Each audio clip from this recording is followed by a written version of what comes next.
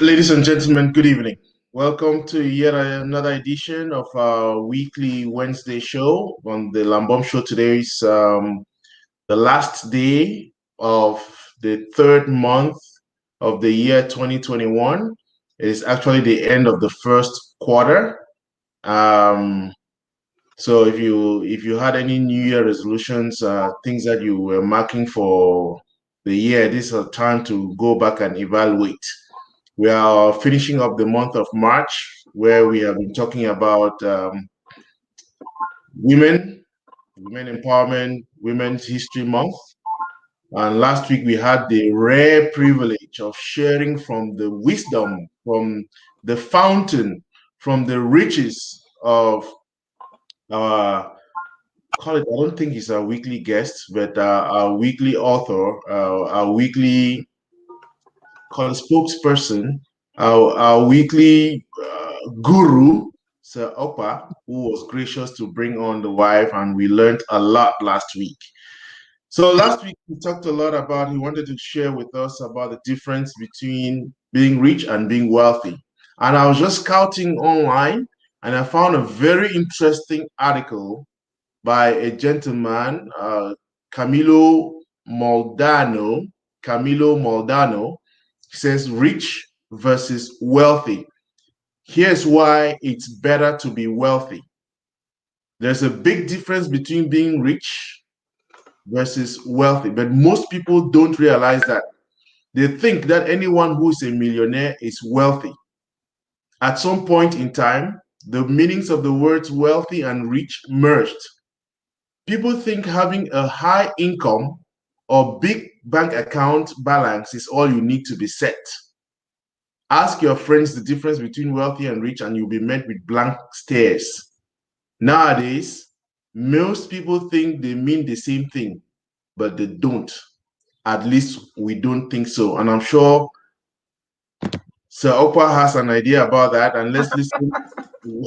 Welcome. Thank you for joining this afternoon, this evening. It's 6:30. It's been a wet day in DC. We are getting to springtime. But Sir Okpa, opening statements. Are you a rich man or are you a wealthy man? I'm a wealthy man. Okay. Why do you say that? First of all, thank you for, this weekly thing. I look forward to it, and I don't care about how many people are listening, but if one person listens and gets something out of it, is more important to me. So you've been able to create this platform, and I'm hoping that people who listen walk away from it. This is not a talk show host. This is not an Oprah Winfrey feel good kind of talk show. This is more like something that will jolt you like electricity, and then when you recover from it, maybe you could transform to a better human being. So, rich people and wealthy people. I'm glad that you brought that up in your opening remarks, but there are totally two different type of people. Rich people are concerned about their bank balance, how good their house looks, what car they drive. Or wealthy people are people who actually add value to the community because they are not frightened by their bank balance. They are looking for what to do in order to add value to their community. And we have a lot of Africans and Black folks, and I want to talk about my community, my race, that are rich, but they have they don't add value to the community. So that's my opening, and I like to have people, chime in. But I have never, ever felt I'm a rich guy. I've always believed I'm wealthy because I'm not frightened. I can, if I decide to live in Russia, believe me, I will never have a concern over the roof over my head, food on my table, and the clothes on my back. Because I'm going to be part of that community. I will study it and understand what I need to do, and I'll join in. And I will add value. Rich people want to take, wealthy people want to give. They want to add because they look for legacy. It's not about the Rolex on their wrist. It's not about how big their house is. It's about solving problems and addressing issues in the community and letting somebody else have a life that they are qualified, suited for. Rich people are about, come see my compound, some see how big my house is. I want to be the only one in the village who has a water well, and I stick out a pole outside my front so you all can fetch water. Wealthy people want everybody to have water. They want everybody to have a roof over their head, have a food on their table. That's wealth. So they are not frightened by you being successful. Rich people are frightened by you being successful because they want to be the only one recognized. So, but is there a possibility of you being wealthy without being rich? I'm sure you can Oh start. yes, you can. You can. If you go into our great grandfather African men and you really study them, you will see that a lot of them were wealthy. And then the rich people came in and started changing all that mindset. So that's why you see Africans get into government. They don't do anything for their people. They want to steal as much money they can, and in order to have the biggest house in the village. Look at Mobutu. Before everybody else was being accused of taking money from Africa, Mobutu was the one that has the highest. He went to his village and built something. Where is that thing today? Because he was thinking rich. He was thinking, oh, let me go build something so that people will keep hailing me. People keep talking about me. Wealthy people want to engage you, they want to involve you, and they recognize that because they can do it, that you may not do it, but they want you to have a satisfaction of being involved and making sure that whatever it is they want, they leave behind, you can sustain it and keep it going. So, again, I hope you are not. There's no problem of being rich. It's just that they are selfish No, no, people. you could be rich because I mean, rich people have a limitation. They have a small scope, but wealthy people have a wider scope. No, no, no. Hey, a lot of people are rich. A lot of Africans are rich because you know what? They've gone beyond their own expectation. They've come, they can have a car, they have a house, they can fly anywhere they are. But it's always about what they can grab, how much they can do. And then from time to time they do this sprinkler system. They come out and spray money and people clap for them and they go away. Wealthy people want to engage you about sustainability. How you can do more than they're doing. Here's the information. This is how I got there. Do you want to do it? Are you willing to do it? So wealthy people are inward thinking, and then rich people are inward thinking, while wealthy people are, hey, this is it. But they recognize they are not frightened by any change in policy because they too will figure it out. Remember, we in one of our earlier conversations where I was the culture of money and the cult of money. Well, Wealthy people are in the cult of money. Rich people are in the culture of money. can you make that distinction again for the sake of those who might have missed that Well, conversation? the cult, even though the word cult has this negativity, it's like it's a secret society. It's not secret society. The cult is the brain behind something. The other things you don't see that actually influences the outcome. So that's wealthy people. They may be behind the scene, but they understand the policy, they understand the environment, they understand human nature. It's not about the food on their table, the shelter over their head, the cloth on their back. That's not that. It's about having the influence that can impact society. Rich people, in other ways, are people who just say, oh my God, I can't believe I'm doing this. Oh my God, now I can have a big house and I want people to see it and celebrate me. And they are concerned anytime what they have begin to go below a certain mark. And that's it. They commit suicide because the money is running short.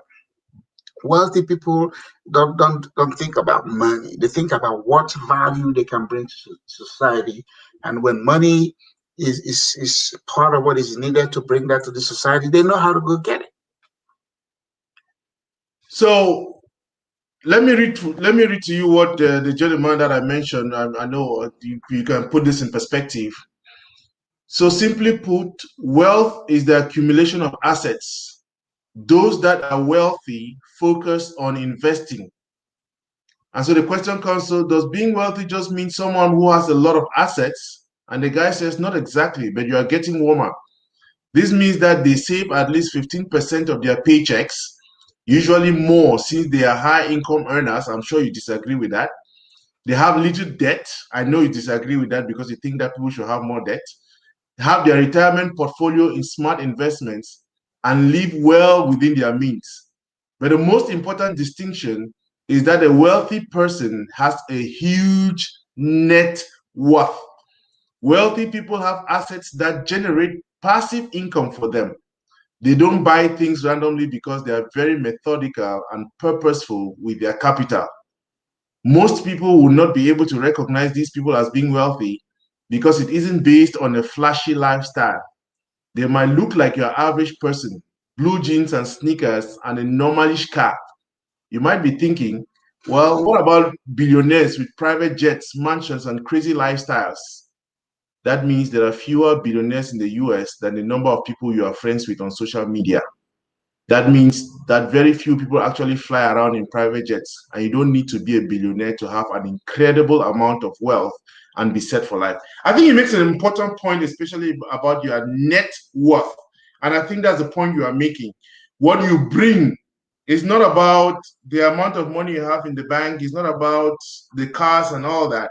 It is how the contribution you bring to the community and how you are able to impact many more people and change So their life. I mean that's what it is. I mean we can do it with our society. We can do it with our race. Okay. I mean you go to Africa, pick any particular country. You're gonna find that the so-called rich Africans, 90% of them are going to be people who are identified with the government. Okay. Mm-hmm. Who, and that identification is going to be, or identity is going to be, because they know the minister, the president, or the governor, and they are able to, move resources into each other's pocket, and do what I call spit and shine projects. Nothing, I mean, and once that person or minister, government leaves office, you see them struggling because the whole thing is about, siphoning. So the other 5% are people who actually understand wealth. The government is there, they recognize it, but they work hard, they create opportunity to do more, they impact people in their own level. If they had more, if the structure is properly set up, these people could actually overwhelm, their influence would be overwhelming that of the government. So you come to America, of course, you get a lot of people who, either because you are a good athlete, and a good singer, and blah blah blah, you could do it, and boom, all of a sudden you have millions of dollars. You just rich. You are able to go buy a car. I mean, do the basic things and show more flashy stuff. I mean, look, look at Warren Buffett. If you look at the American people that are wealthy and have done it through investing, if you see them, you will not you go by them. They don't show up on TV talking all the time. They are not your flashy kind of people. They are people who solve problems. Okay, what does the society need? What policies do we need to tweak in order to provide that solution? And then at the same time, if money is an outcome of it, we're gonna make some money. We're gonna earn. Well, another thing, Lambert, is there's a difference making money and earning money. Okay, rich people may make money, but they have not earned it. But wealthy people earn money. I mean, what is wrong with making money? I mean, if hey, a bunch of people in Africa are making money, but they have not earned it. I mean, the president of Cameroon or Nigeria has made money. Has he earned it? Well, no. Has he earned it? What in a certain sense, because he has been able to maybe look for a roundabout way of beating the rules, and that's why he's making money. But you see, when you earn money, you have a long-term satisfaction with it. And it's usually not because of how much, it's because of the effort behind it and this, sincerity. But if you're president and you could just call the governor of the central bank and say, "Hey, I want $10 million, bring it to me in a brown bag," and they bring it to you, you've made money. You have not earned it because you can't publicly discuss how that $10 million came into your pocket. Wealthy people will share how. I mean, you've seen, Warren Buffett talk about how he started, and Bill Gates, and Steve Jobs, the people that have actually created wealth, and that will keep going regardless of who else comes to power, because a lot of people have benefited from that solution. So politicians, in case of our society, who have cornered the office of the public treasury and able to put some things in their pocket. I call them pimps. You know what the meaning of pimp? P No, I P-I-M-P. no, Do you have a pen? yes. Okay. Pimp is put in my pocket. So you have pastors who fly private jet. They are pimps. You have politicians who have so much. They are pimps because it's like put in my pocket. That's where that came from. Pimp, put in my pocket. Why would you fault them if they have factored the way by which they can have people put money in their pocket? What's wrong with that? Yeah. It's just like stealing from the people, even when they are looking at you. You're doing it because you have the power to do so. So that's what that is, you know. So put in my pocket. They have not earned the money, but they're making the money because the people that are putting in their pocket are ignorant and they are afraid to challenge them. Asset base and asset building. You ask the question. Go to each of the African countries and look at the people that when you were growing up, you had their name. They were politicians, either at the local, national, or state level, and now they have passed on. How many people from their family have survived? They were making money. They were rich, but they were not wealthy. But you see Ford family, you see Ford, you see a lot of these big companies that you see today were started by somebody. And when they pass on physically, that company has taken a life of its own. That's wealth. That's wealth. So if you happen to come from that family, and depending on the corporate structure, like the Ford, family, they say as long as a direct Ford family member is alive and can be related and tied to that family, they will have to serve on the board of that company. That's wealth.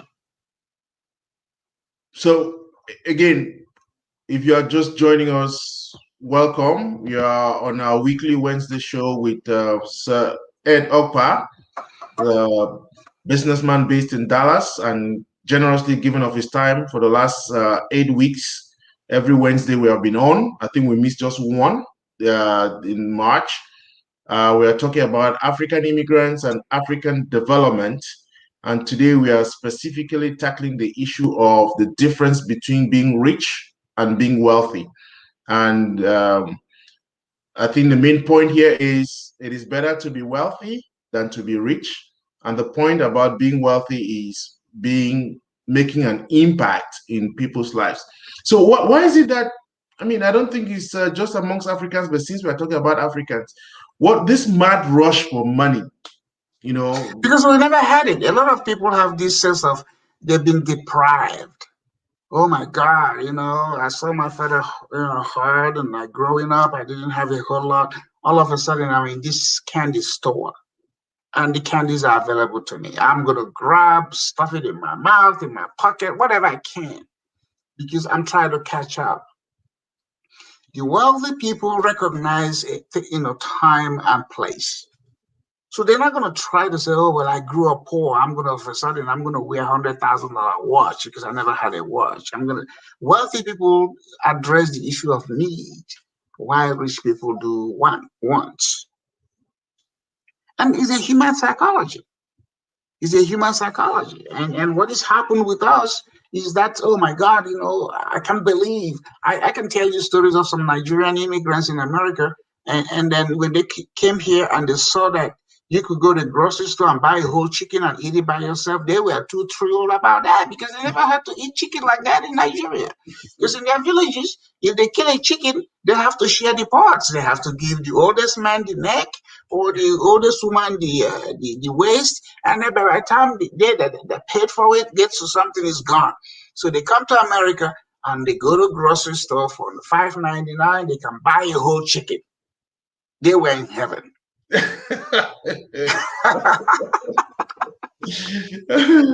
They couldn't even believe they can have a fridge, have a flat.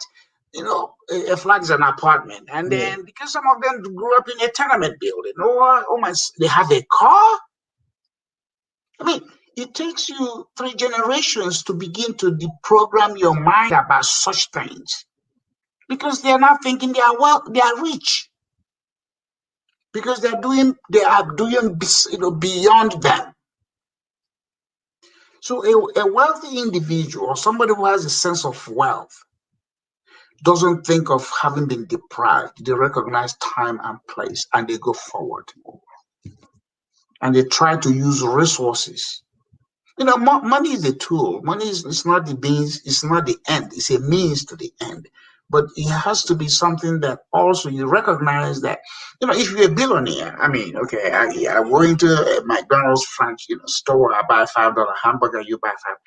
How much is it? How much stomach? I mean, am I going to buy $10,000 hamburger because my stomach wants 10,000? No.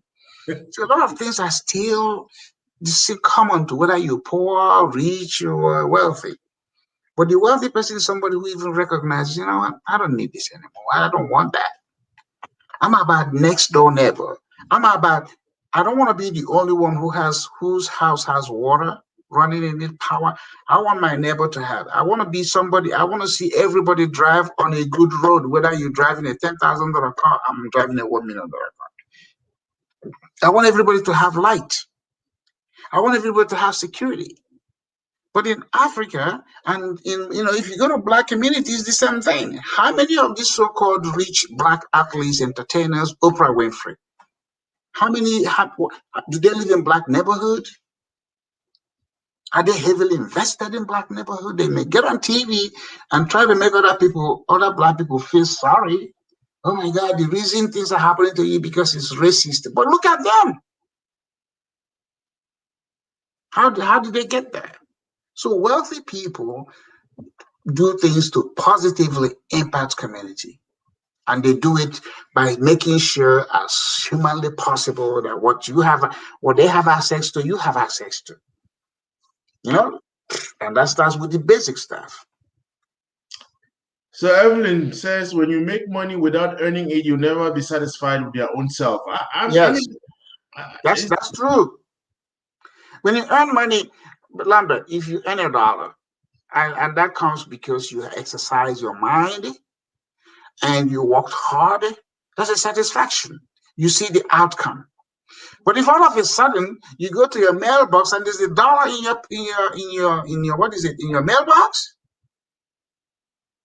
how are you gonna feel? Oh, okay, sure. You go spend it without thinking about it. Just like people who have won lottery. How many people who have won lottery have become wealthy? How many? No, I don't know any.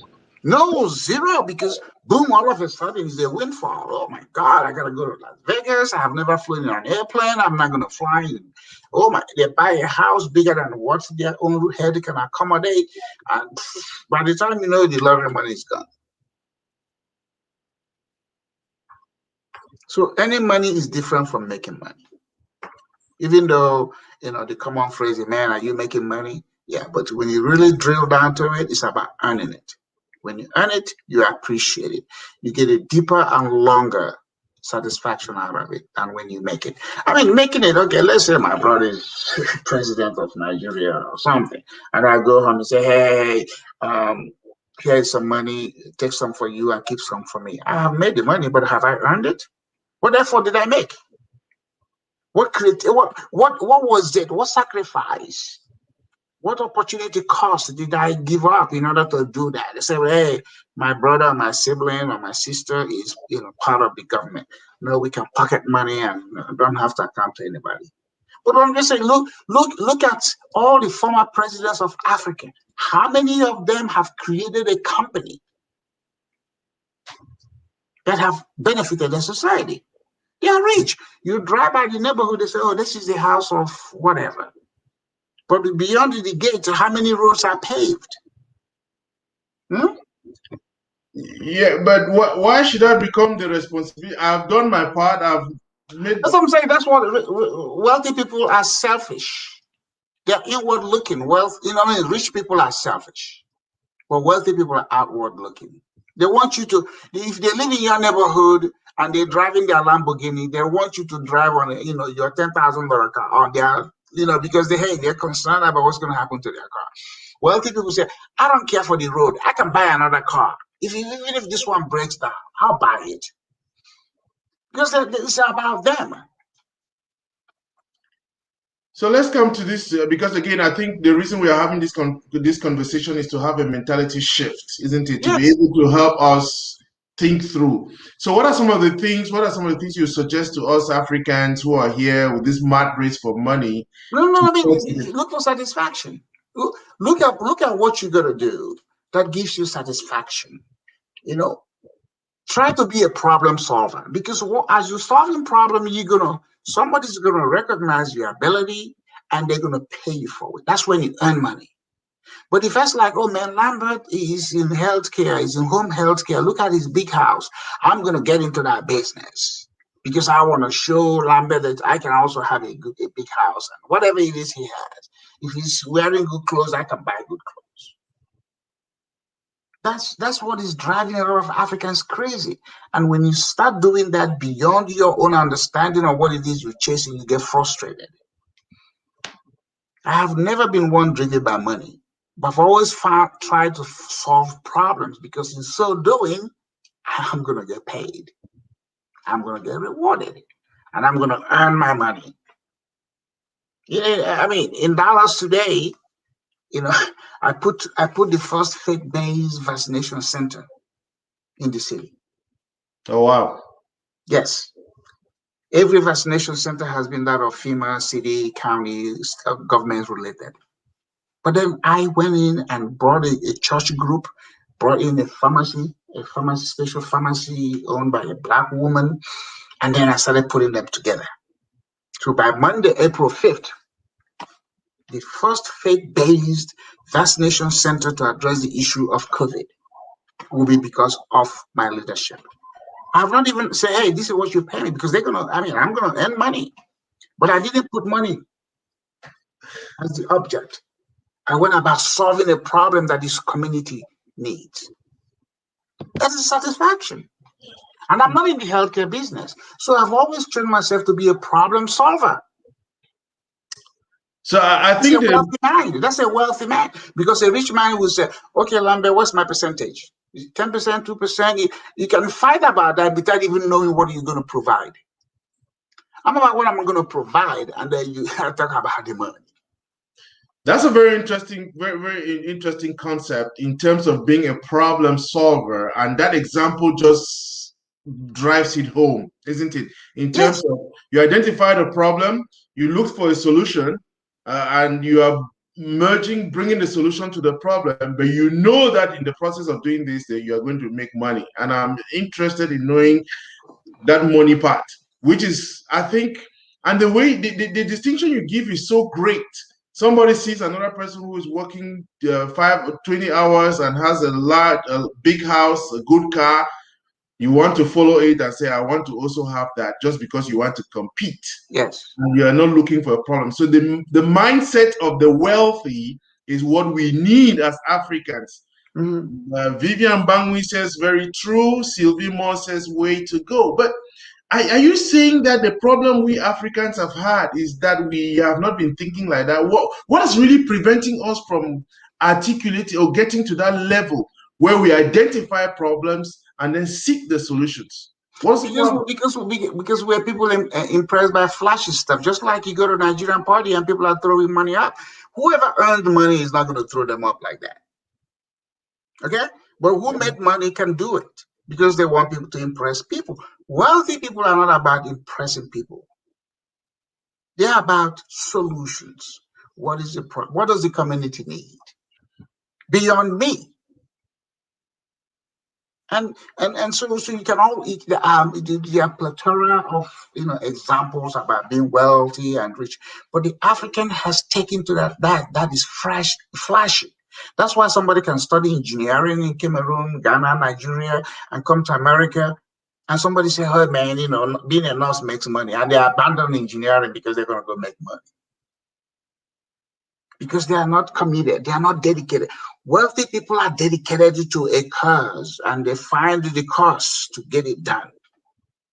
And if it means sometimes they don't even have money in their pocket, they believe that they can keep going. Because what motivates them is not money, but endurance to test their own resolve to stay in the program and as well and get an end to the solution. That's it. And it cannot be taught in school. You see that you have it or you don't have it. Or maybe you say, oh, okay. So that's what called opportunity cost. Opportunity cost in economic principles is basically what are you willing to give up in order for what you want to get. So many people are not willing to give up anything. They should. No.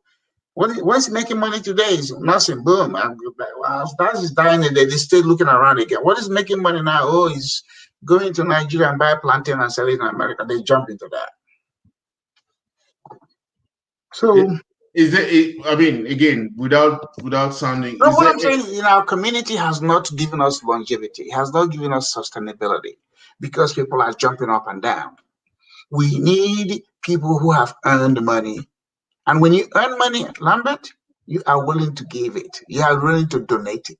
But it has to be for a cause that's going to impact life. Rich people can just come into the society, just because they want to get the name and say, okay, here's the money. And everybody clap. But they are not staying back and say, have you ever tried to get like a donation from wealthy people? The first question they will ask you, what are you going to do with the money? How is this going to impact the society? What is your ability to sustain this? What if I stop giving you? What happens after that? That's the wealthy people's question. Rich people say, oh, are you going to make me another chieftaincy stuff? Would your people line at the airport and beat drums for me when I come home? And they give you the money. And then when he lands at the airport, people are dancing and he's dancing with them. Here's the man who gave us money. He's rich. He wants the public, perception of recognition. But wealthy people are like, no. If I give you $1, what's that dollar going to do for you? How long will the dollar? What would you do to make the dollar keep sustainable? Yeah, go try and get money from Warren Buffett and see how tough that is. Because they're wealthy people, or Bill Gates. They're wealthy because they know money is just a means; it's not the end. So, let me play devil's advocate here in terms of. I believe that we all came here chasing a dream, isn't it? That's too. Everybody got on a boat. Yes. Just like what I was telling my wife recently. I said there shouldn't be any celebration when a child is born until they turn 21. Because then we have enough time to look at whether they actually because some people are being born a boy and they want to become a girl. And some people are a girl and become a boy. Some people are crazy. So I'm just saying, don't do any celebration when a child is born. Let's wait until they're 20 something. And then we can say, oh, okay, thank you. Now I can clap. Okay? So yeah, a lot of people went to America because they heard the story. It's a land of opportunity. But they never really ask themselves, when I get there, what am I going to do? What am I going to do based on what I want to do and the sacrifice I want to put into it, as opposed to, oh, this is what my folks are doing. And if I don't understand it, I have to just do it because they're doing it. That's why a lot of people left their country of a green pasture and ended up in the red pasture. Because now they want to go do criminal thing to make money and they get caught. I mean, the whole story is the same thing. Because, hey, you're driving a Lexus, they want to drive something better than you. You go to church and you put money in the basket for the pastor and one for the church. They want to know how much you put. They're going to put double you just because they're competing unnecessarily with you. So that's what has gotten a lot of people confused. We are this sort of people that say monkey see, monkey do. Because nobody asks questions. We do things just because, hey, it's our culture. Our culture demands us to do this, and nobody said, what culture is that? So for you to be wealthy, you have to have this sense of contentment, and you cannot be pushed around. You have to have a goal, and you're going to be willing to challenge anybody based on your value, because your value is beyond you. It's not about you. It's about what you believe in. And what you believe in, when people look at it, is going to be positive beyond just you. So a lot of Africans came to America, and all they do is, hey, man, hey, look at this guy. I came with him the same time. And I'll give you a story of a Nigerian couple, two girls left Nigeria for America. And, they both of them are landed at the same time. And they all became nurses. So their husband, the Nigerian men, some of them, they want to get lazy because their wife is a nurse, So one of the girls, she was doing well. I mean, nurses, the reason they make money in America is that they trade a lot of hours for dollar. Okay, they work whatever number of hours. So one of them, I think during the husband's birthday, she went and bought what is this car? Hummer. You've seen Hummer? Yeah, yes. Yeah, when Hummer came out and it was, something. Oh my God, the guy was so good. He invited people and threw a party. So the other guy, whose wife hasn't bought him a Hummer, called the wife and his village people to complain and say, hey, Charity came to America the same time you came, and Charity has bought the husband a Hummer. You haven't even bought me a Sequoia. You remember the Toyota? Yes. You haven't even bought me a Sequoia. I mean, so if you translate Sequoia in Igbo language, hey, let me follow the other people. Okay, you haven't even bought me something to follow the other people. I mean, how stupid can that be? Right. Really? Because of a Hummer? So a couple of comments. Huh? A couple of comments here. Evelyn, pride is what is killing us. Show off here and there for people who don't even care about you. After that, what happens? You start all over again. Sylvie says the rich want to make money. Wealthy people work for passion and invest in time and fulfillment. I think that's precisely the point you're making. That's what I'm saying. Fulfillment, satisfaction. I mean, it's beyond them. It's bigger than them. It's not about what is, it's in their pocket. Yeah, and Evelyn again says most people have abandoned their careers here and they are trying to do computer, which is not even their field or talent. I mean, we can talk about that again. Sylvie, I think Sylvie is agreeing with you. By the way, Sylvie is a financial expert. She has her own show on financial literacy. If you listening, you're watching. Tell her, let me talk on her show about what the 6 functions of money are. I don't even know she will know what the 6 functions of money are. Sylvie, you have it. So you have a guest. So Ed Okpa is very, very simple. You can invite him to come talk to your audience about the 6 functions of money. Wealth is a mindset. Rich is how much money can I have? Okay. Yes. So I mean, she's nailing it. Remember, poverty of mind is worse than poverty of means. Okay. A lot of us have poverty of mind, not because of means. When people say America should give money to Africa or to the poor country, and I was like, did God wire money to America to give to everybody else? I mean, come on. If God did that, we have to be mad and angry at God. Why did you choose to wire money to America? Why to us? We are also your creation. But America worked hard for their money. And that thing in the Bible, to those which more are given, much expect. That's a crap. That's a beggar's attitude.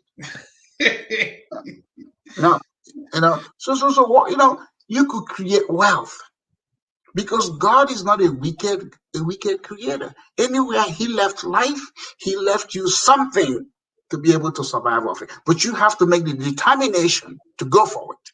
And as you go for it, it may take time, but guess what? The reward is a total thing, going by what Sylvia said or somebody else, fulfillment. See people that have money, they don't have fulfillment. A bunch of people are like that. So we want to see what is fulfilling. I mean, you see some of the universities in America, individuals left money behind for it.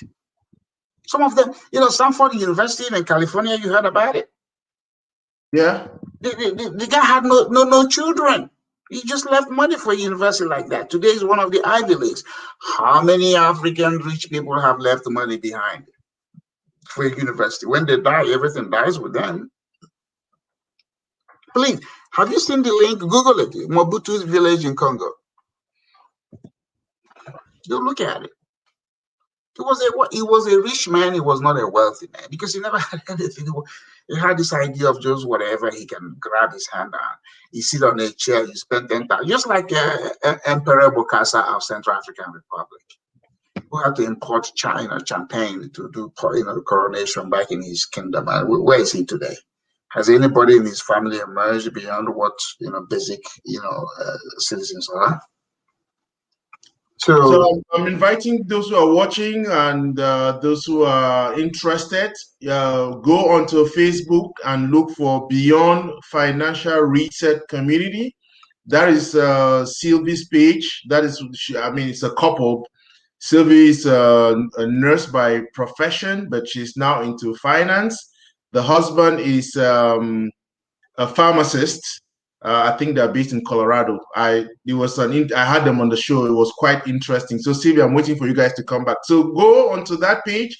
They give you weekly, daily tips on what to do, how to manage money. And Sir Okpa has offered to come to the community beyond financial reset community to talk about money.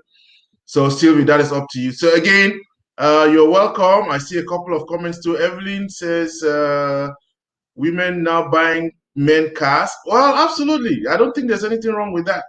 Some Africans are so lazy and have serious begging tactics. They don't want to be committed or do that. Okay. So Hansel, welcome. Hansel says, I think the system pushes African immigrants to survive rather than thrive. African immigrants tend to measure success through material possessions. That's a great point, isn't it? The system that we have made is what is pushing us. We have to but what is the system? What is the system? I like what he said. We'll try to survive. Everybody tries to do that, but it comes to a point where you said, okay, what is my interest? What is my ability? When somebody plays soccer and made money doing so, or that's an ability. Okay, because you're not gonna see a 50-year-old man or woman playing soccer. So Africans look at their ability, but they never look at their interest. Interest is something that's going to take you longer. And that interest, you're going to thrive in it. Survival becomes when you have a siege mentality. But in the middle of that siege mentality, you're asking yourself, what is Lambert's position in this? What do I want to do? Am I just going to jump in because everybody's jumping in? Or am I going to pull back and ask myself the question, what's my interest? How do I go beyond now? So, those things, I don't want to say it's genetic.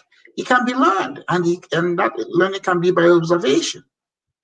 When I came to America, I told you my story, maybe let me repeat it. My uncle, I studied real estate, and I told everybody, real estate is what I'm going to do. I don't want to become a nurse. I don't want to become a lawyer. I don't want to become anything other than this is what I want. And everybody's like, heck no. How can you do it? You have to get back to school in America. And I said, I'm not doing that because I believed in myself. I said, I'm going to go try it. So the Nigerians that were telling me that, because, anytime you come, you find presence within your own immediate community.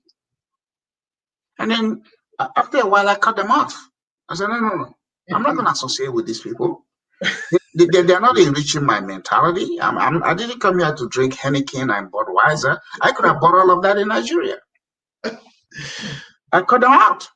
I mean, I'm being honest with you. I said, no. I said, I am going to be the Christopher Columbus. I'm going to discover America on my own terms. And I did. I got into real estate. Less than 2 years, I said I was going to do it.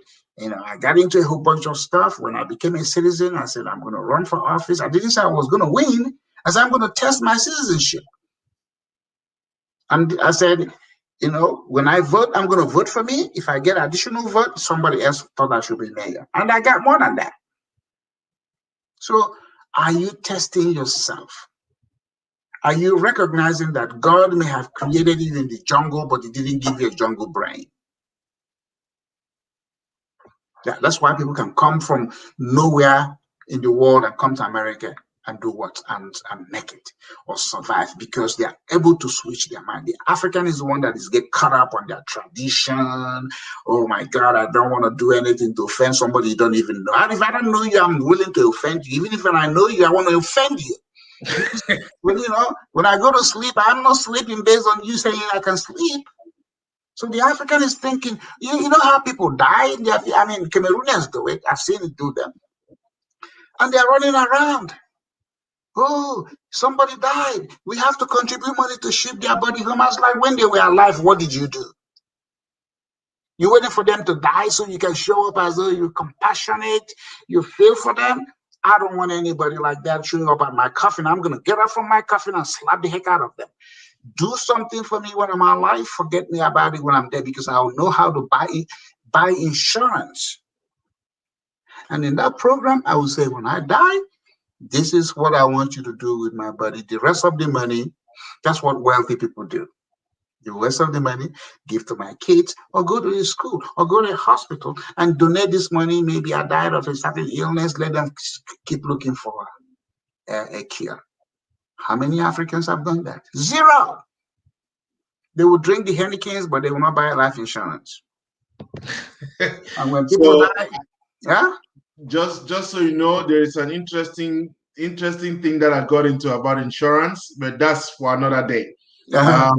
Sylvie says another characteristic of the wealthy is they invest in financial education, which Africans are lacking. So I think, again, back to what Hansel said, which I know you push back on that. I believe that most of us, the problem we have is we are not paying enough attention. We are complaining too much about the system. Mm-hmm. There are things that are working in the system, and there are things that the system is problematical. Okay. Well, you know what? How many people have left because they don't like the system? How many people have turned in their citizenship and say, you know what, America is too hard, I'm going back home? No, it's because they don't have the understanding. And, instead of somebody see you doing well, Lambert, and say, hey, Lambert, what are you doing? How did you get into the business you are in? What are the things? Africans don't ask those questions. Instead, they start to say, they will come to you, hey, Lambert, a friend of mine is thinking of doing this. Can you tell me? And I was like, who is this your friend? Well, I can tell you. They're asking about themselves. Instead of coming out clear, say, hey, congratulations for where you are and what you're doing. I'm interested in it, but it doesn't mean I'm going to do it. Can you tell me, share your story with me? So it's just that mindset of let me go see if I can glean something from you so that I can go do it. Have you read the book In Defense of Elitism? Oh, no, not yet. You sent it to me. Okay. That saying that, if Lambert can do it, everybody else can do it. That's a false statement, because we are all endowed and talented differently. So the Africans say, we are from the same village. I knew him. I know his mother. In fact, when we were in secondary school, I get more grade than he did. And then boom, that's just a psychological crap Africans do. People have different talent, and people, there's some people who go to school. There's this saying: the C students end up employing the A students. Yes.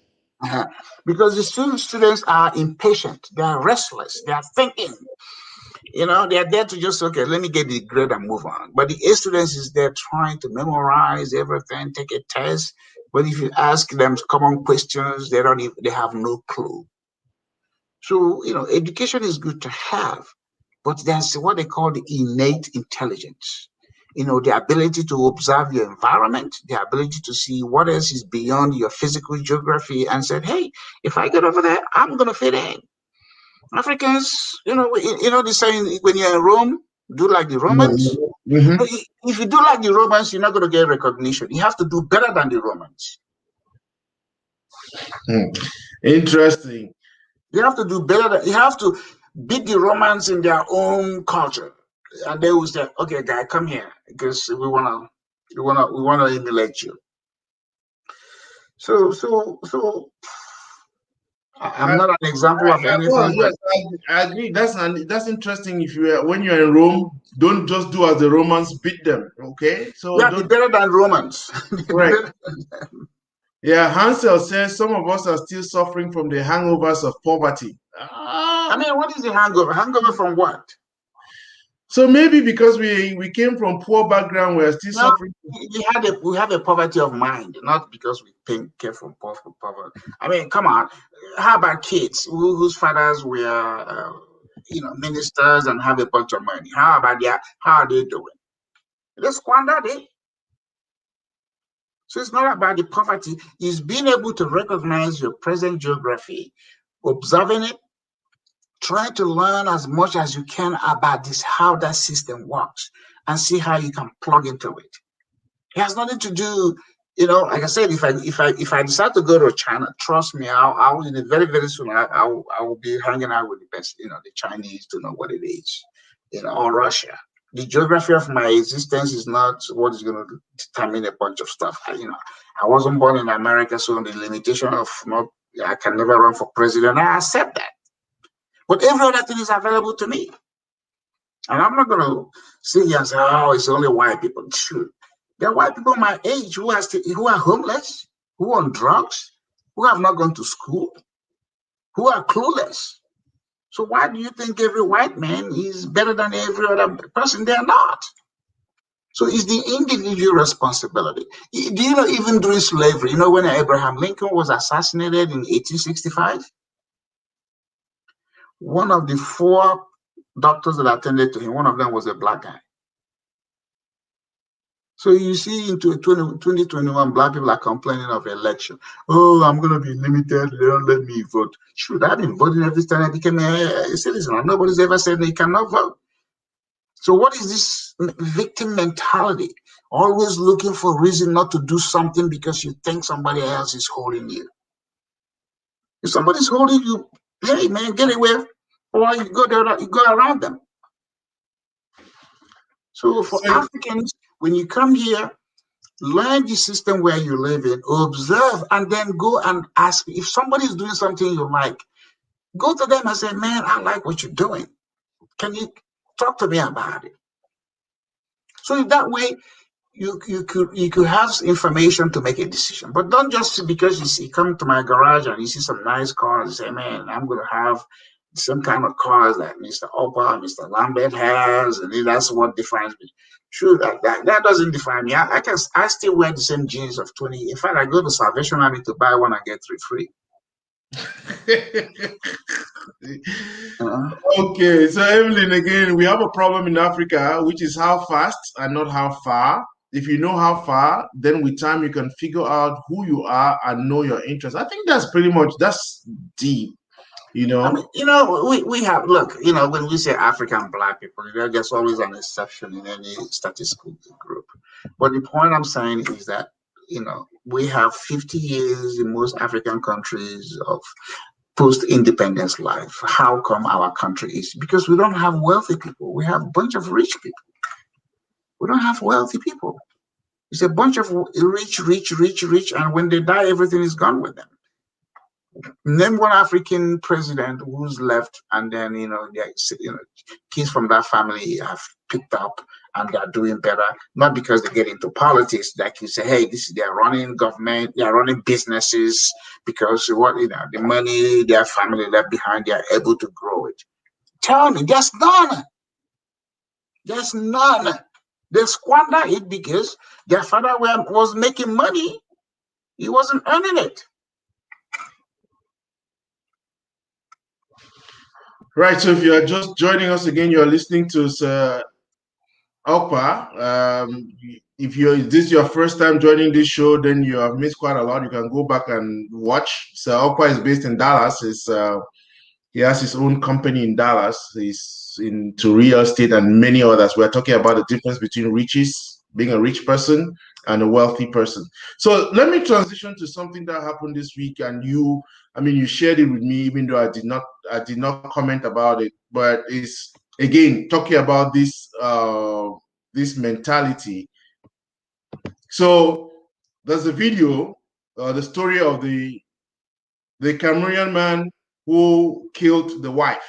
Mm-hmm. And it's that he brought the wife from Cameroon, and then they were arguing and something happened. I don't have the details of the story. I've been seeing other things happening online and all that. Again, the poverty of the mind. That's the problem that we are facing within our community. Okay. I don't get the details, but again, a rich man who is just about amassing things would have a problem, but a wealthy man wants to impact the environment. Say, Opa, you're a man, I'm a man. And we all have things that we have done in our past that are not good. Okay. What is your advice to immigrant men? We have talked about a lot of these things. We are talking about I'll give you an example. You've talked to my wife last week. Thank you for doing that. My wife has always driven a better car than I do. And when I want to drive her car, I don't just take the key. I say, hey, honey, can I drive your car? And she will say, no. Okay?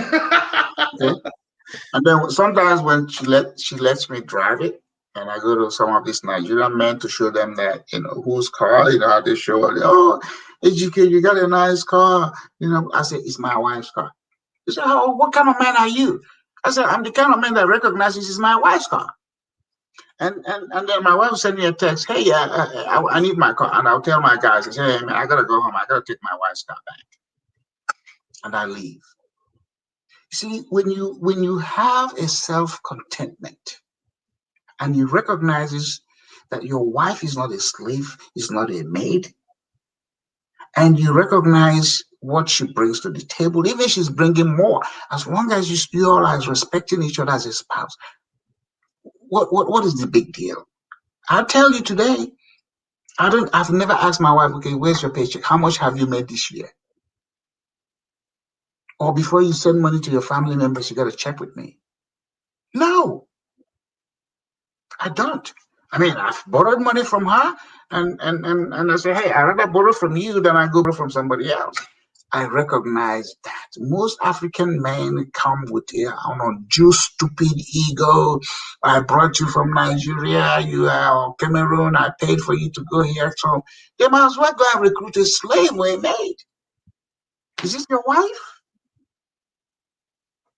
So that's why these things happen. We have the same stories in Nigerian community, where the man is killing the wife because the wife is a nurse now, and it's always the nurse people. I don't know what's wrong with it, with that profession.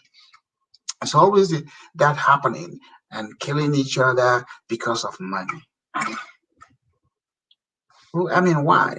So I'm saying, recognize your wife, respect her, and when you respect women, they'll give you everything. You don't even have to ask. You don't have to ask, but you start to force it. And the educated ones make African men look very stupid because African men ego shut up. That's why they go and marry somebody, beneath them. How many African men have you married up? People say, hey, HGK, you married up. I say, yeah, because I look up to my wife. I don't want to look down at her. So African men go find women they look down at. So, marry somebody higher than you. Look up to your wife. So I'm not a marriage counselor. I've been divorced before, and I recognize what those are. But no, I tell my wife, she said in the show you have with her, if my wife becomes a billionaire tomorrow, I'm going to be her biggest cheerleader, and I'll let everybody know. But I'm not Well, gonna say, hey, I'm not gonna say, hey, I'll tell you a story in Nigerian family. There's a Nigerian man who married somebody who is a pharmacist, and you know how these people are crazy about doctor.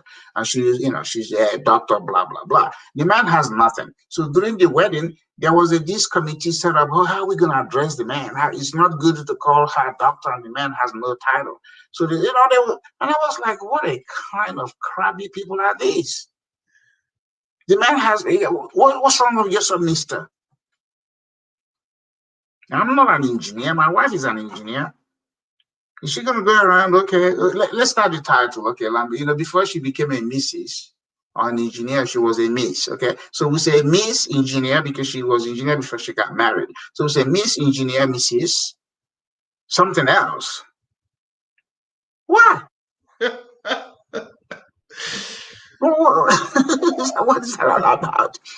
I've seen people who start to list they have a PhD, they start to put their bachelors. Before you get the PhD, you would have had a bachelor or a master's. So why do you have to put your bachelors? so that the title is longer. So, You know what I mean? That's what I'm saying. Yeah. And at the end, when they open their mouth to speak, you're like, oh my God, are you sure? Are you sure you went to school? Because this is a case of satisfaction guaranteed on my money back. A lot of Africans would love to go back to their school and get their money back because they're not getting satisfaction from the education. right. So, Sylvie, thank you very much. I appreciate your comment. She says, Lambert, we need more of these conversations. There's a lot of wealth in what Okpa is talking about. We need to stop playing victim or enabling people and crying foul. What are you doing to change your circumstances? So that's the question that she's posing.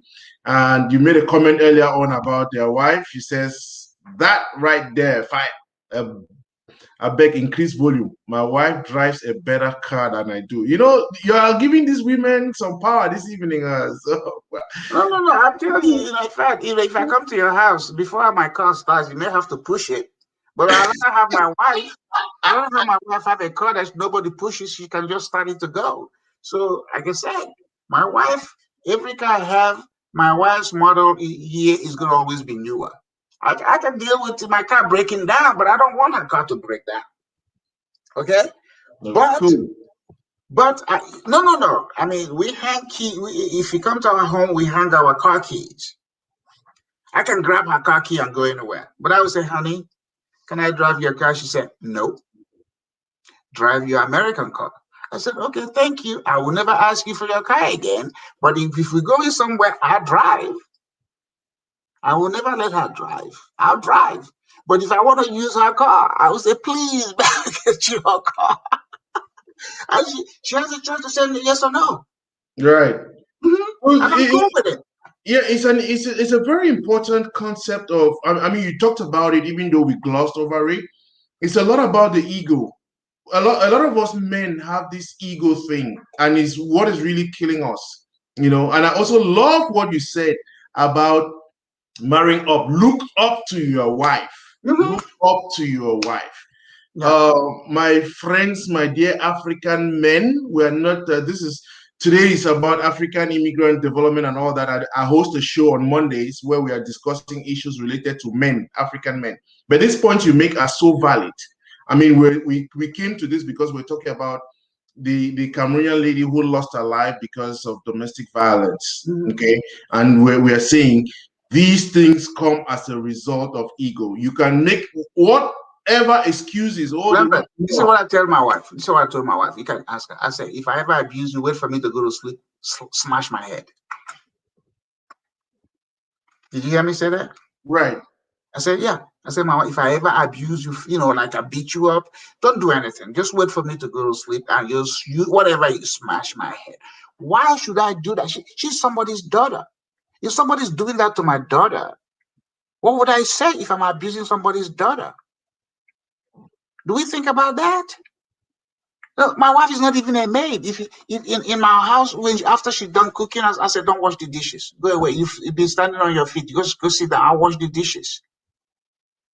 When my family members come from Nigeria, I would tell them, I said, before you come to my house, call my wife. If she says it's okay for you to come, you come. If not, you go get a hotel room. You ain't coming here. And when you come, you don't ask her to cook. She's not a maid. I set the rules before they get in. But you know how in African thing, I know my senior brother, my senior sister, and your siblings come into your house and start to dictate to your wife, and the men keep quiet. Even if my wife and I are having problems, if any man steps in and talk at her, I kick the man out of my house. Even if it's my father, I say, get out. This is my problem with her. But you cannot talk at my wife in my presence. In fact, when we go to an event, I tell my wife walk in front of me. I'm always behind her. Because if she's behind me, somebody can grab her and run away. I said, get in front of me. Yes, I wanted us to address Hanson's question. Assuming you understand the concept of chain immigration, what if you come to America and your immediate social circle are people who do not share your dreams and ambitions? Our African culture tells us to be submissive and obedient to elders. What's your take on that? How do you break loose from that culture trap? I like that question because you know what? I submit to my relationship that works for both of us. The relationship has to be you and somebody. So I submit to relationship, but I'm never subdued. So I can submit, but I'm never subdued. The African culture thing don't work for me. The words of our elders are not the words of wisdom for me because an elder can be stupid. If you're stupid when you're young, as you get older, you get more stupid. And I'll give you an example. I went to one Nigerian store here, everybody lines up, to pay. And so this guy, just jumped in front of me. I said, sir, get back, get back. He's probably 70 something, a good 20, 30 years at the time. I said, sir, get back. And people, oh, it's an elderly. I said, I don't give a fuck about that. If you want, you could have asked me, I will yield it to you. But don't come because of your so-called culture of that. I said, no, I don't subscribe to that. And then, the man felt stupid. Because what happens is we accommodate these things. We allow these people to come in and jump on us because they are older, our culture. If you're talking about culture, I mean, London, I'm sure the same thing happens in Cameroon, in Igbo culture. When somebody dies, you kill a goat, you kill something, is it not? Yeah, yes. Yeah. So, all these Africans that are saying, oh, our culture, I say, please, when somebody dies in Maryland, go buy a goat and kill it in your compound. I see whether you not get in jail. Your culture has no value in exchange. Okay? They won't do it. But they will tell you about it. Okay, your culture also requires you to wear some clothes, expose your chest, and tie something behind your waist. They said, do it in America and see whether you don't get your ass in the jail. So this culture thing is a culture of convenience. And they don't see that they don't push it harder. So your culture, it may be geographic, it may be family, but when you start dealing with people outside of your own, you have to make an adjustment and be willing to adapt. That's what is killing Africans. They are not willing to adapt. They're still in that mindset. They're in their village. There's a guy here in Frisco, Texas, in Collin County, sleeping with a housemaid they brought from Nigeria. Say, oh, we're gonna help you do this and do that. He was sleeping with the girl, and the wife knew about it, but she didn't say anything. So finally, somebody reported, what is going on, and the guy was indicted. He went to court. Lambert, listen to this. This is stupid. He went to court, and the judge said, okay, what do you have to say for yourself? He said, well, in my culture, we sleep under whatever girl. And the judge looked at him and said, what zip code are you in now? What's your zip code? So you see how we bring something that has nothing to do with anything to justify where we are. Right. So thank you all again. The comments, Sylvie, financial insecurity is a big problem in relationships. Women need to feel empowered. Men need to respect the union. So again, I mean, it is this whole thing of empowerment. I don't know what do you take. You have never asked your wife about how much she earns. You have never asked her. Not everybody has that luxury, isn't it? Because I didn't ask her for her paycheck before I married her. So I mean, she's entitled to the money she makes or she earns, and I don't even have to ask her, hey, this is the bills I want you to pay. She pays whatever she wants. I pay whatever I want. But I have never said, well, you're making more money. It's supposed to be your responsibility. That's not such thing. I am comfortable. My wife, my wife earns more money than I do. She does. And I'm fine with it. I have never.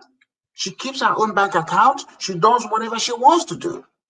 But if I, I mean, if she needs something, she asks, I need to ask her. But I am not driven by the fact that she makes more money and I'm going to now be jumping on her, give me the money, is your husband or no. Women, sometimes some of these women have better brain than the men who they are married to. So you better let your man know your brain is better. And if you start misbehaving, take his ass to the court, divorce him, and take everything. Then he will learn a lesson. Okay, Yeah, so we're going to differ on that one, but let me take it. I mean, American courts are sympathetic to the women. Just let them know that this man is a lazy, whatever. I don't want to say the other word, but and he wants my money. I ain't gonna get it. But, so, but no, push them. So again, I think when you get to Sylvie, she's going to press you on that point. But Hansel says, to what extent should couples be transparent and accountable towards each other financially? I think that's very important. I mean, what is if you earn $1, you earn $1. She earns $5. That's transparency. But am I going to now say, oh, because you earn more, you should do this? No. I mean, what is transparent? Transparent is that, hey, she makes more money or he makes more money. And then you guys have to coexist, cohabitate. And then, and encourage her. You say, hey, if you want to remember she was somebody's daughter. If she wants to support her family, she can give you a courtesy, hey, I want to do this for my family. Honey, go for it. It makes all of you look good. But when you start to restrict her, that's when she start hiding money. And then all of a sudden, she's building a mansion in her father's compound and you ain't building nothing in yours. And when you find out, you go crazy. So let that freedom be there. Let her have, that's the transparency. But do not coerce her or make her submissive to where, whatever she brings, she gives it to you. What did that guy say? I didn't read it. I'm going to put it back. I just wanted to let you know, Sylvie has, one of the things I learned on her program was, and I know you share in that school of thought, is there comes a time when you have to cut off all these things about giving money to people in Africa, giving money to your family. You need to build up your own family now, your wife, your kids, and then you can take care. Because the problem with most of us is we are living here and we want to live also in Africa. If somebody wants to jump on your back, okay? Mm-hmm. If your back is not strong and you say, come on, jump, what is going to happen to both of you? You're going to break. Okay, so the Africans, because of the exchange rate of the dollar to the currency of their native country, they think they have made it. You ain't making nothing. Okay, most Africans are two family household earning, and the average, maybe 100,000 or less. That's good money beyond their own expectation when they left. But they have not put anything. They have not built anything. They don't have life insurance. They don't have whole life insurance. They are not invested. Their house is good because that's a consumer product. They buy a car. But in terms of these things that really make a family strong for longevity and continuity, they don't have anything because they are sending to people at home. And people at home are just celebrating. Because if I send $1,000 to Nigeria, oh my God, I can go get a chieftaincy title. If you send it to if you send it to some other country, they roll out the carpet when you land at the airport. And so, there's this false sense of, we have arrived. But you really have nothing. The country you are putting in decades, you haven't even figured it out. And then the one you left behind, you are still doing something for them. And when you go home to go look at it, they're still looking at you to bring more. So you have to be self-centered without being selfish. I am self-centered, but I'm not selfish. Because I'm not going to give something that if I do, it's going to create a hole in my pocket. If I give you $1,000, okay, no big deal. But if I give you $1 and a hole is going to be in my pocket, I will say, hey, you're my sibling. I didn't choose you as my sibling. I could choose you as a friend because of the accident of biology. And you don't have to hang anything on my neck. And that's what Africans do. Oh, my brother, my sister, my this, my that. I think that is exactly Sylvia's point. You said it beautifully. Jude says Warren Buffett is still residing in an abode he purchased in the 50s, despite being one of the world's most generous philanthropists. Sounds a man I know who has been using the car since the 80s. He has been watching, following you, and that's when you made that. I mean, you have had the same car since the 80s. Yeah, Um, my BMW has almost 400,000 miles. And, my wife doesn't like to drive it because she thinks it's going to break down, and I'm happy she doesn't. So, the car is a shrine of mine, and I will never give it up. I will never sell it. I will, so the same. I've only had two addresses since I came to America. Same telephone number since 87. My mobile phone number is since 1990. And I keep telling my wife, I said, this house, this is where I just that I cannot bury myself in my compound in America, but if I can, I will do it. This is it. I am, you know what I mean? The roof over my head is fine. I don't need to sleep on an air mattress to feel sleepy. If when sleep comes, I can sleep on a concrete, and I get it because it's a mental thing for me. So all these other flashy things about life and blah blah, yeah, it is all good, but it's not me. I mean, we're gonna meet. I have more jeans than I have regular pants, and I buy them one, buy one get. If I take the whole store free, that's what I do. So I mean, the clothes. I make the clothes look better, not the clothes that makes me better. Most wow. people may go buy an expensive clothes and it doesn't hang well on them because they don't have the courage, the personality. But you see somebody who has a good carriage, personality. Their $1 T-shirt will make you look like it's $1 million because they're making that clothes look good. That is so true. Yeah, back to it. I think Evelyn was just responding to what you said. It depends on the couples. In my home, we are transparent with money, but no restrictions.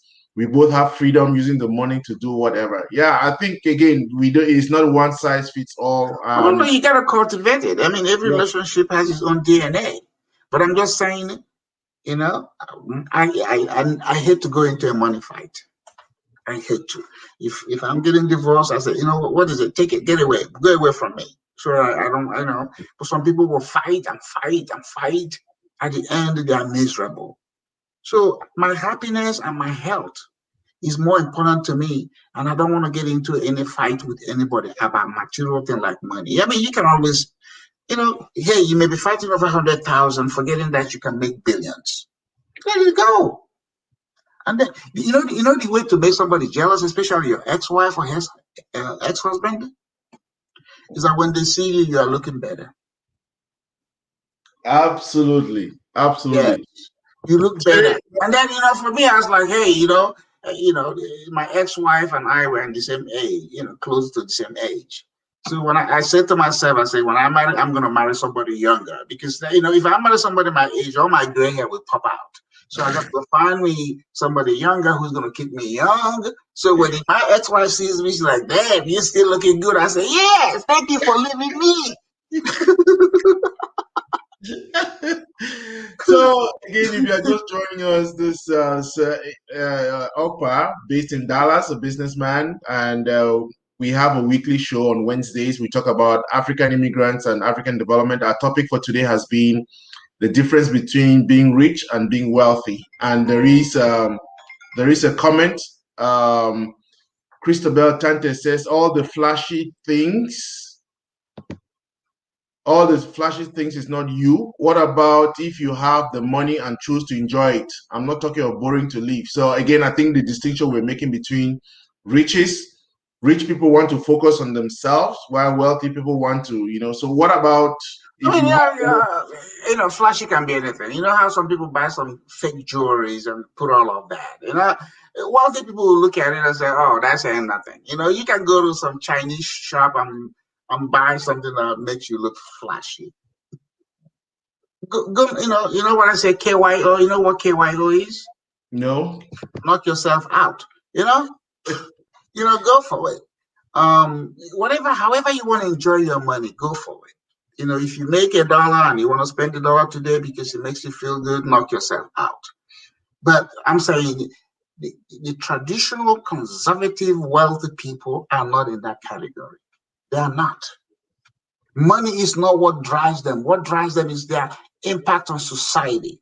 What they're going to leave behind. how they solve problems, what policies they're going to challenge in order to make, in fact, make you, the poor person, also have the same life that they do. Like an example is, hey, the water that comes to your house, Lambert, is the same water that goes to the richest man in your neighborhood.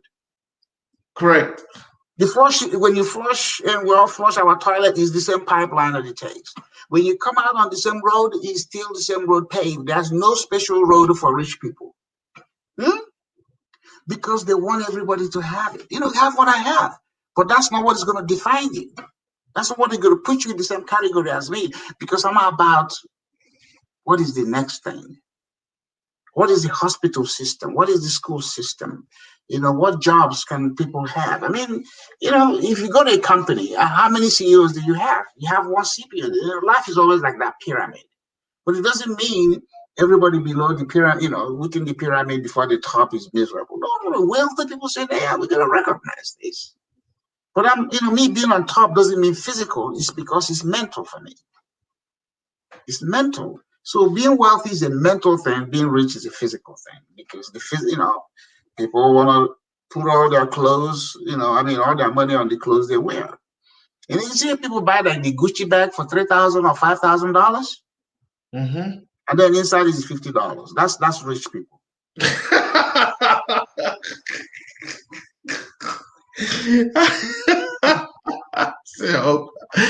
So again, I think this is because they want to be flashy. They say, oh my God, you got Gucci, but inside is $50 or less. Oh yeah, well, because they are spending the money already to buy the Gucci bag, so they don't have enough to put inside. Yeah. So Hansel, again, I think this is an important question. Back to couples and money. How do you build wealth if your partner does not share in your dreams? Then get rid of your partner. The Pope is not married. Is he married?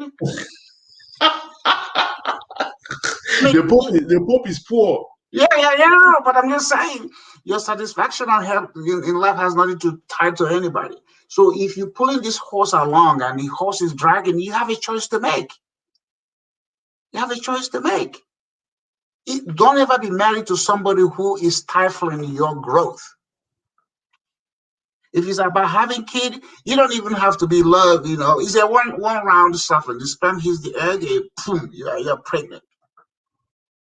So I'm just saying you have to know what it is. If you're a couple and you are yielding and supporting each other, that's the best. But if one is about grumbling, about you making money, get rid of them. Go rid of them and do what? Enjoy life. Because you know what? When we appear before God, He ain't asking you, where's your husband as a witness? Or where's your wife as a witness? And in fact, Jesus will not even show up because He's on the judgment day. It says you and God. So nobody's even calling Jesus. So why are you so tied to your husband or your wife? If they're a drag, get rid of them. Get rid of them. Live a life that is yours. I subscribe to a different school, but that's some topic for another day. Let's I'm not saying I'm not on a crusade, but I'm just saying, I will not put up with somebody who is a drag of my life. Absolutely, I just believe that. I mean, we can. Hansel, I think join our show on Monday. Let's talk more about these things. But Christabel says, I believe one can do both. Make an impact in the society by creating jobs, do charity, and reaching others, and still enjoy life. Enjoyment, the homeless guys enjoyment because they have no responsibility.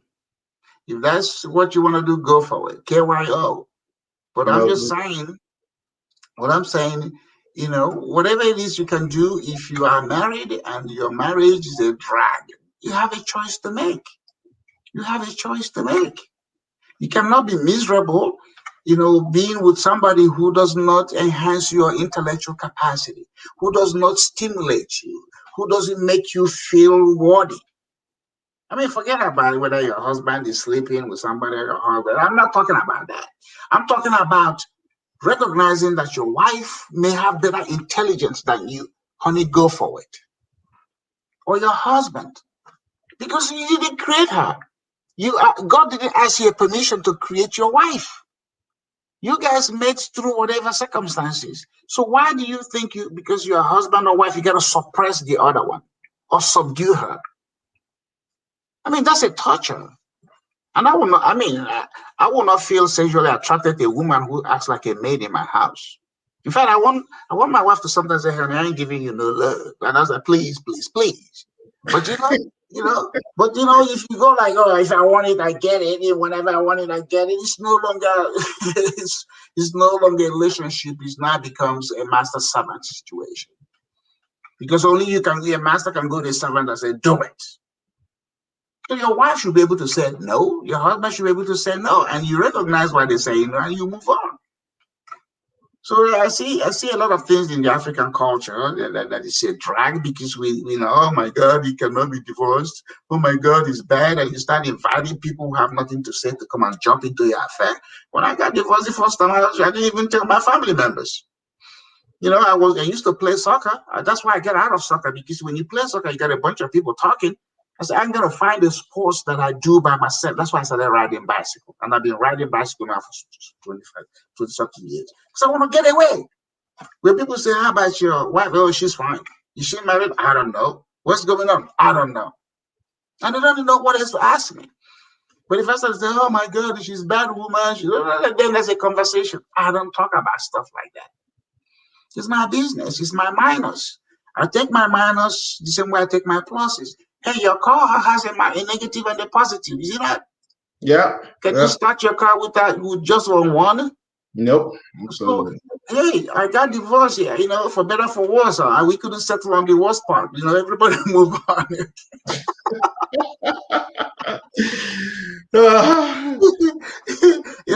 The better part is a given. The worst part is what we realize. Like, move on. Yeah, you see, get rid of them.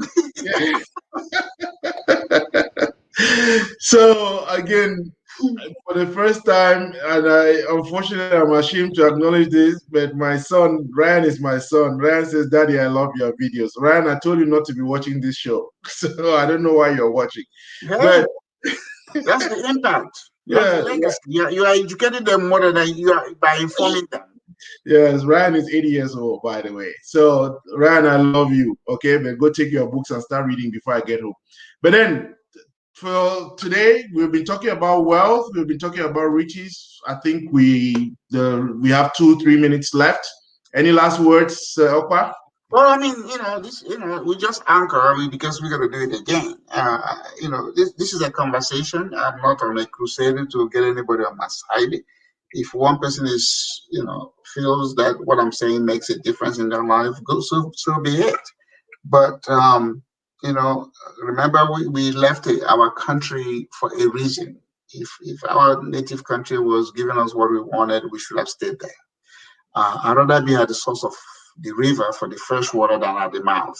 So, but if you decide to leave, make a fresh start somewhere else. Everybody in America came at some point, whether 400 years ago or 4 seconds ago. So don't say because somebody's longer. Life is not about the longer part of it, of longevity. It's how well. And that how well has to come from you. When you go in the direction of your fear, your confidence goes up. A lot of us are afraid to even step one foot. Oh my God, white people. Oh my God, Americans are shoes. They are human beings. Have you ever seen any human with 2 heads? Or one who's that has 4 eyes, 2 in the back? No. Biologically and anatomically, we are the same. So why are you? If you get a traffic light at Lambert and you stop in the middle of the green, what happens to you? Somebody's gonna hit you. Hit you, yes. So when it's green, keep going until they say stop somewhere else. But don't pick up on the history of when you weren't even there when it happened, and you start to feel sorry. One thing about me, again, is not anything that I said everybody should do. I made a commitment to myself. I will never be a victim of anybody's experience. You know what I mean? Right. That you went on a job and they won't promote you. Oh my God, I'm not going to apply to that company. Heck no. Or you married, it didn't work out. I'm not going to marry somebody from that village. Heck no. You know what I mean? I said, oh, that's your thing. I'm going to go do my thing. So don't fall into the category of saying, oh, slavery, oh, colonization, African American people. Look, you complain about what white people are doing, but you ain't got no problem to go get young girls in the neighborhood pregnant and abandon them. It takes effort. So you don't have the effort to go do better for you, but you have effort to go abuse some kids in the neighborhood. So don't fall into that story about sympathizing with other people for something you don't know. Hey, I recognize that Jesus was crucified, but I ain't gonna cry about it. I wasn't there. I didn't put a nail on him, did I? No. So hey, it happened. People say he died for our sins. I said no, he died for his own sins because I'm still living. Hmm? No, seriously, Jesus did not die for my sins. Because more sins are still being committed. And if then that means if I do anything I should get scot-free. Yeah, go steal money from somebody and see whether he say, "Oh, Jesus died for my sins." I'm gonna get they're gonna haul your ass in jail. So he did not die for my sins. I'm gonna die for mine and pay for it. So don't fall into that category. Know your limitations and know that certain things, consequences are going to come to you if you do it the way society has set a rule. But all this other, oh, no. Slavery, I didn't do it. Colonization, I didn't do it.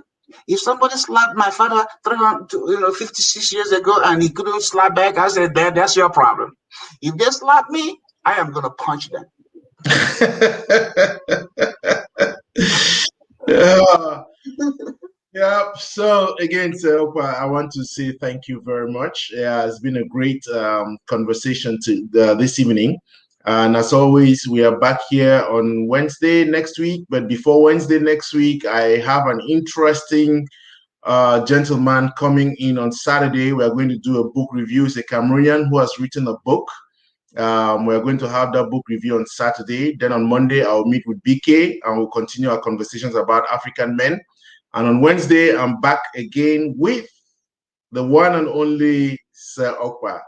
I want to thank everybody who has been watching. I like to invite you. I wish you were in Dallas because you would have been my guest. Tomorrow I'll be hosting the ambassador of the Kingdom of Bahrain. Oh, wow. Just imagine, they called me, Mr. Okpa days. They select your guest list. So tomorrow, 10 a.m. Dallas time, I'll be at Four Seasons Hotel hosting the ambassador of the Kingdom of Bahrain. How did that happen? Because I plugged myself in the system. I built my relationship. And now anytime they need anything, they call me. And I extend myself to. So today they called me and said, hey, do you have a photographer who will cover this event for them? I said, yes. Remember, never ever say no to anybody. When people in leadership call you, I say, can you do this? Don't say no. Don't say, let me think about it. Say yes. And then go figure it out. Okay? So when they called me, I said, hey, I said, yes. Of course I do. And get who I got them? I got them the guy the official photographer for the Bush family. Because see, I know the guy. And now they say, okay, we want to use him in the whole day. I'm not telling the guy, hey, how much money are you going to pay me? But he's so excited. So that's what you got to do. That's what wealthy people do.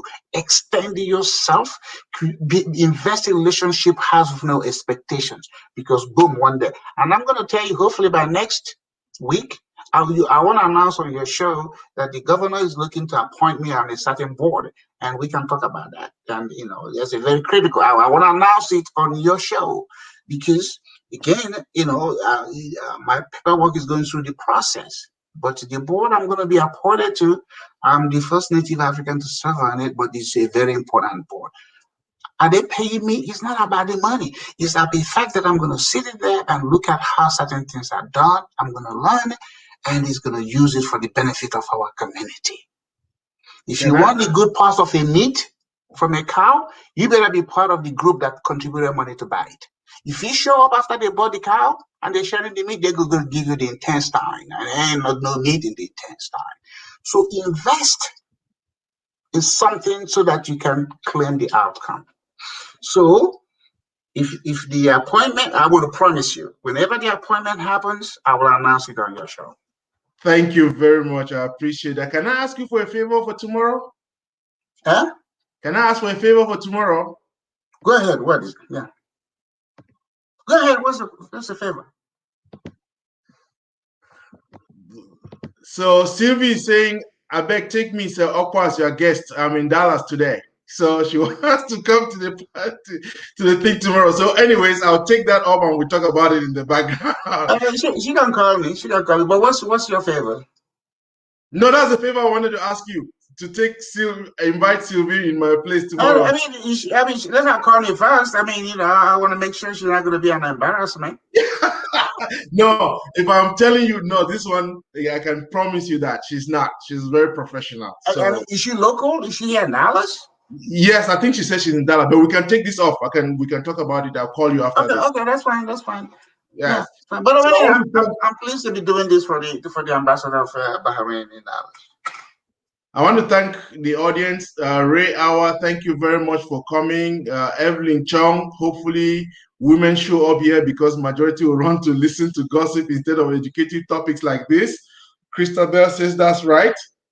Evelyn, I need part of the cookie that you were cooking while we had this show. Erica Kenji, thank you for showing. I want to say thank you to everybody.